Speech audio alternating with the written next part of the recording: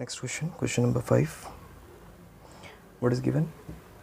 Think of a number and subtract 5/2 from it. कह रहा कोई नंबर आप ले लो रैंडमली और उससे 5/2 निकाल लो. ठीक है, तो मैंने मान लिया let number is be x. Let number be x. अब इससे कह रहा है 5/2 आप सब्ट्रैक्ट कर दो. ठीक है, एक्स माइनस 5/2 लो मैंने सब्ट्रैक्ट कर दिया.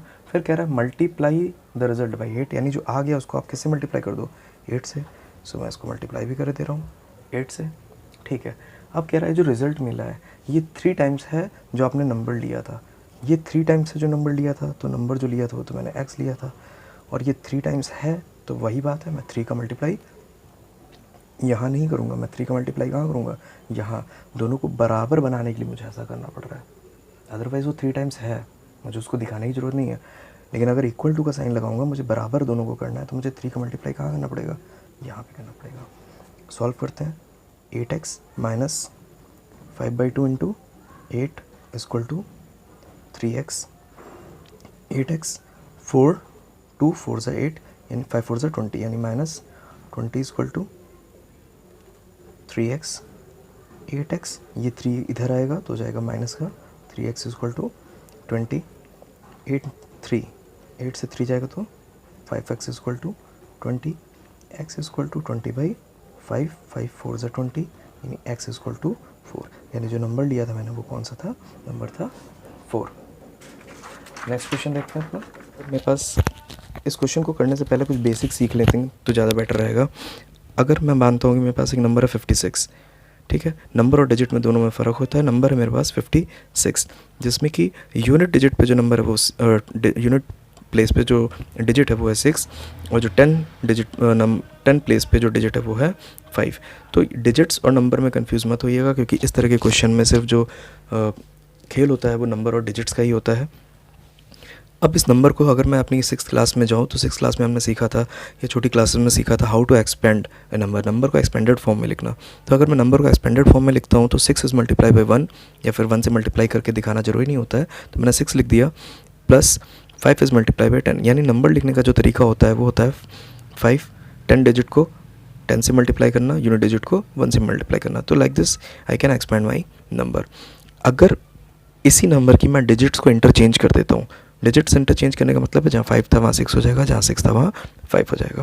जब मैंने 5 और 6 को मल्टीप्लाई चेंज कर दिया, आपस में इंटरचेंज कर दिया, तो नंबर हो गया 65.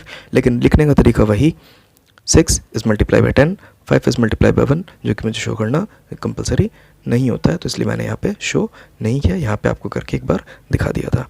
अब देखो यहाँ पे कह रहा है अगर मैं कहता हूँ कि दोनों डिजिट्स का सम 11 है, तो देखो 6 + 5 11, चाहे आप ऐसे ऐड करो 56 ऐड करो, चाहे 65 ऐड करो, दोनों का सम कितना आ रहा है? 11 आ रहा है.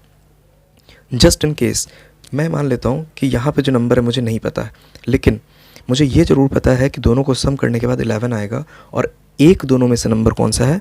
वो 5 है. तो यहाँ का नंबर कैसे आता है? यहाँ का नंबर आता है जो सम वाला नंबर मुझे गिवन है उससे नॉन नंबर को मैं माइनस कर दूँ. तो वही मैंने किया.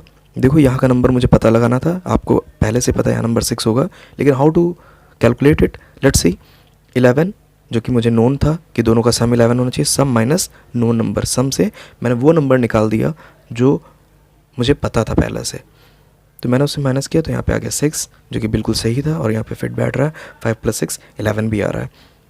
अब बात करते हैं इंटरचेंज की, और इंटरचेंज की तो खैर हमने बात कर ली है. यहाँ पे देखते हैं, अगर मैं ये कहता हूँ कि डिजिट जो कि लिखी है 10 प्लेस पे और एक डिजिट लिखी है जो कि यूनिट प्लेस पे, इनमें क्या रिलेशन, अगर आप देखो ध्यान से, तो यहाँ पे मैंने एक रिलेशन बना रखा है कि जो नंबर है यूनिट प्लेस पे, ध्यान से सुनो, जो नंबर है आपका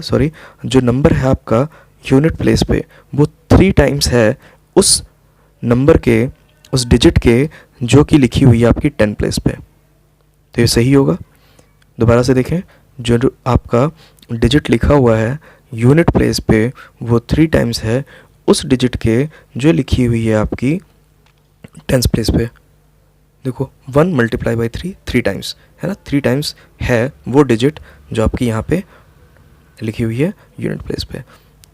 इसका हम यूज़ करेंगे अपने आने वाले क्वेश्चन में, इसलिए बताना थोड़ा सा ज़रूरी था कि इसको मैं कैसे कहूँगा. इसको मैं कहूँगा the digit which is at unit place is 3 times of the digit which is at tenth place like this, और इंटरचेंज करने पे मुझे नंबर 31 मिल जाएगा।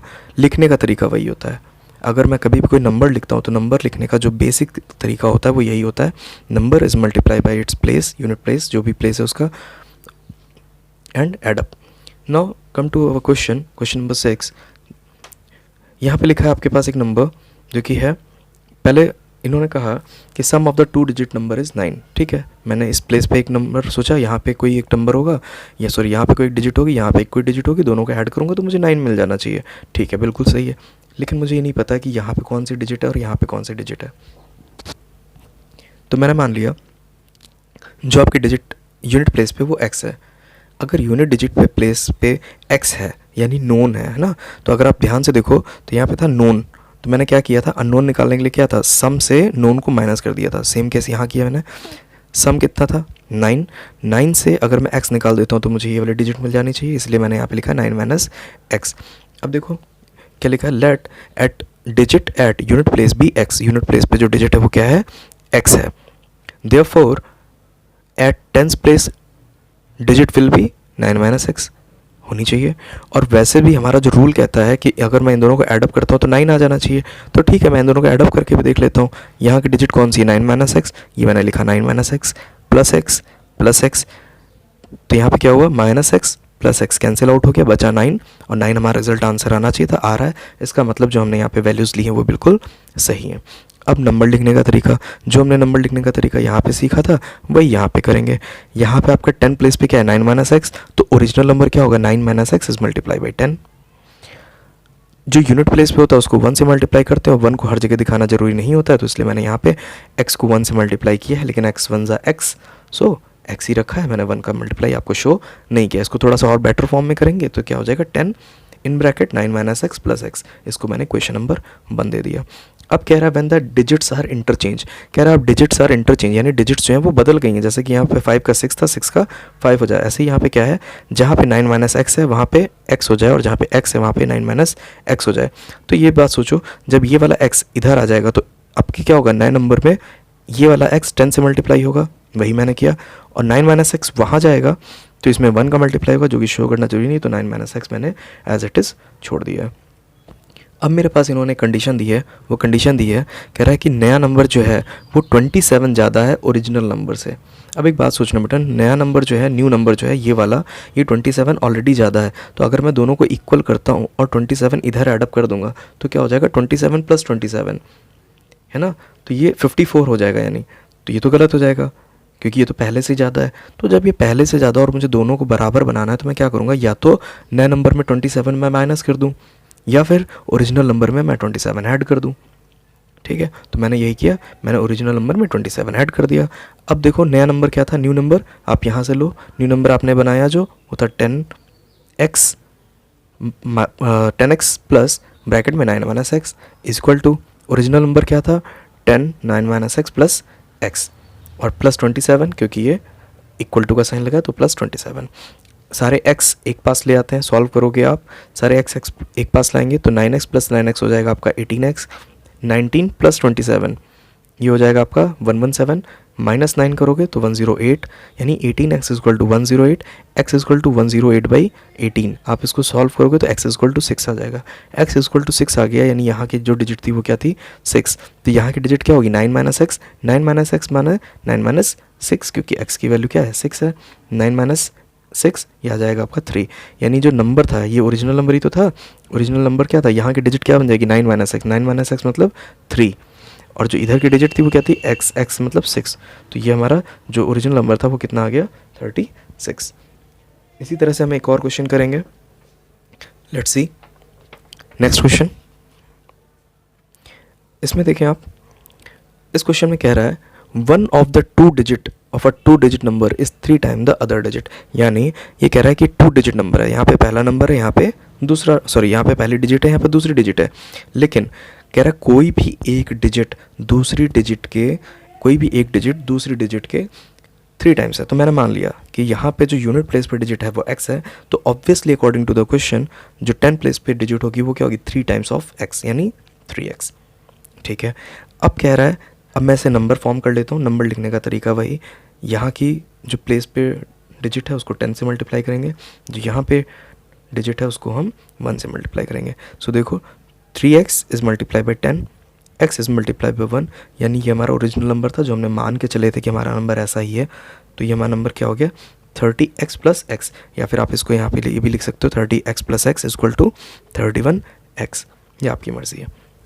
अगली बार देखो क्वेश्चन आगे क्या कह रहा है, आगे कह रहा है when the digits are interchange, यानी जहाँ पे x था वो अब 3x की जगह चला गया, जहाँ 3x था वो x की जगह चला गया, यानी डिजिट्स क्या हो गई इंटरचेंज हो गई। कह रहा है जब डिजिट्स इंटरचेंज हो जाती हैं, ठीक है, तो वो नया नंबर बन जाता है, और उन डिजिट्स की इंटरचेंज होने से जो नंबर बना वो क्या बना, दोबारा से हम अपना नंबर फॉर्म करेंगे, x is multiply by 10, 3x is multiply by 1, 3x is multiply by 1, तो नया नंबर हमारा क्या हो जाएगा 10x प्लस 3x, यानी आप इसको चाहो तो ऐड अप करके यहाँ भी लिख सकते हो 3x 10x प्लस 3x यानी 13x, ठीक है। अब मैं क्या करता हूँ, ये मेरी क्वेश्चन नंबर 1 थी, ये क्वेश्चन नंबर 2 है, मैं दोनों को ऐड अप कर देता हूँ। क्यों? क्योंकि वो कह रहा है कि जो नया नंबर है और जो आपका ओरिजिनल नंबर है, इन दोनों को अगर आप ऐड अप कर देते हो तो आपको रिजल्ट 88 मिल जाना चाहिए। तो मैंने भी वही किया, original number plus new number और दोनों को ऐड अप कर दिया, तो मुझे रिजल्ट 88 आ जाना चाहिए, यानी इक्वल टू में 88। आप दोनों को ऐड करोगे 44x equal to 88, x equal to 88 by 44, ये 2 टाइम्स चला जाएगा, x equal to 2, x equal to 2 आ गया। इसका मतलब जो हमारा यहाँ पे नंबर था वो क्या था 2 था, और जो 10th प्लेस पे था नंबर वो कौन सा था 3 टाइम्स ऑफ 2, 3 टाइम ऑफ 2 मतलब 3 2 ज़ा 6, यानी नंबर क्या हो गया 6। तो ओरिजिनल नंबर हमारे पास क्या था 62, अगर मैं इसको चेंज कर देता हूँ यानी डिजिट्स आर इंटरचेंज, तो नंबर क्या हो जाएगा 26, नंबर क्या बन जाएगा 26। और according to the question check कर लेते हैं कि उसने कहा था कि अगर आप ओरिजिनल नंबर और चेंज नंबर को ऐड कर देते हो तो 88 आ जाएगा। तो हाँ, मैंने दोनों को इंटरचेंज किया और फिर ऐड किया तो 88 मेरा आंसर भी आ रहा है। इसका मतलब जो मेरा रिजल्ट है बिल्कुल सही है, मेरा आंसर भी बिल्कुल सही है। इस तरह से आप अपने क्वेश्चंस को वेरीफाई भी कर सकते हो।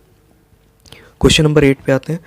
नेक्स्ट क्वेश्चन, इसमें क्या कह रहा है, a man age is 3 time of his sons age. पहली बात तो हमें उसके सन की एज ही नहीं पता है, तो मैन की कहाँ से पता चलेगी।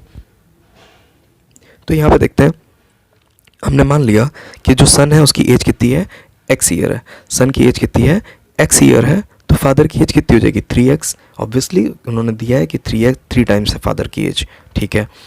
ये दोनों एजेस कैसी हैं, ये दोनों एजेस हैं उनकी प्रेजेंट एजेस। अब बात करते हैं 10 ईयर्स एगो, पूछ रहा 10 साल पहले, तो 10 साल पहले के लिए हमें 10 साल पहले जाने के लिए दोनों की एजेस से 10 ईयर माइनस करना पड़ेगा। जैसे कि आपकी age suppose just in case 20 year है, तो आपकी 5 साल पहले एज क्या हो रही होगी, तो आप सिंपली माइनस करके बता देते हो कि ठीक है 20 माइनस 5 15 ईयर्स मैं पहले रहा हूँगा। तो ऐसे ही इनका अगर प्रेजेंट एजेस x थी तो 10 साल पहले क्या होगा -10, फादर की प्रेजेंट एज 3x थी तो 10 साल पहले कितनी होगी -10, 3x - 10। तो ये इन दोनों की हमें पता चल गई 10 year ago edges. 10 year ago edges कितनी हैं, ये है। अब अकॉर्डिंग टू द क्वेश्चन ये कह रहा है कि जो 10 साल पहले जो फादर की एज थी और जो सन की एज थी, उनमें रिलेशन क्या दिया है कि फादर की एज 5 टाइम्स है अपने सन की एज की। कब? 10 साल पहले। तो हम पहले तो 10 साल पहले की जो एजेस हैं उनको बराबर कर लेते हैं। तो मैंने लिखा फादर की एज यानी 5, ये 10 ईयर्स एगो वाली बात कर रहा हूँ, 3x - 10 इक्वल टू x - 10।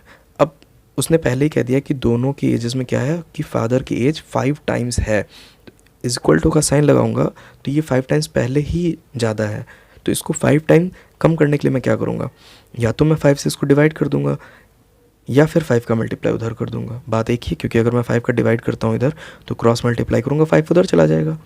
तो मैंने एक स्टेप बचा लिया, मैं डायरेक्ट उधर 5 का मल्टीप्लाई कर दे रहा हूँ सन की एज में। तो यहाँ पर अब क्या हो जाएगा 3x - 10 equal to 5x - 50। X वाले टर्म एक पास ले आएंगे, 3x - 5x इक्वल टू -50, 10 उधर जाएगा +10, माइनस का 2x equal to -40, x equal टू माइनस से माइनस आप हटा लोगे, कैंसिल आउट हो जाएंगे। x equal to 40/2, 40/2 means x equal to 20। तो फादर्स की एज यहाँ जो x इक्वल टू 20 निकला है किसकी एज है, सन की एज है। तो फादर की एज कितनी थी प्रेजेंट टाइम पे, यहाँ पे देखो फादर की एज प्रेजेंट टाइम पे 3x means 3 is multiply by x, 3 multiply by x की value 20, 60 years. So like this we can solve this question. I hope questions आपको समझ में आए होंगे। जो भी नहीं समझ में आया आप मुझे कमेंट कर देना in my comment section. I will try to solve your problems. Please आप इस वीडियो को, मेरे जितने भी वीडियोज़ हैं, प्लीज़ इनको जितना ज़्यादा से ज़्यादा हो सके अक्रॉस द कंट्री अपने फ्रेंड्स के साथ शेयर करें। Thank you very much and we will meet in the next class.